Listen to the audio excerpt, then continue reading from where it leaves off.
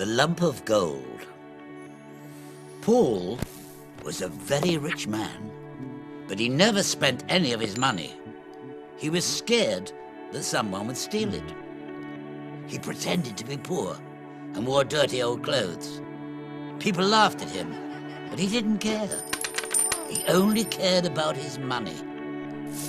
One day, he bought a big lump of gold. He hid it in a hole by a tree. Every night, he went to the hole to look at his treasure. He sat and he looked.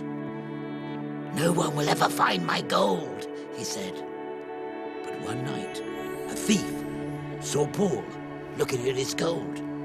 And when Paul went home, the thief picked up the lump of gold, slipped it into his bag, and ran away.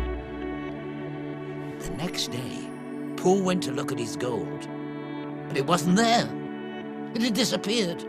Paul cried and cried. He cried so loud that a wise old man heard him and came to help. Paul told him the sad tale of the stolen lump of gold. "Don't worry," he said. "Get a big stone and put it in the hole by the tree." "What?" said Paul. "Why? What did you do with your lump of gold?" "I sat and looked at it every day," said Paul. "Exactly," said the wise old man. "You can do exactly the same with a stone."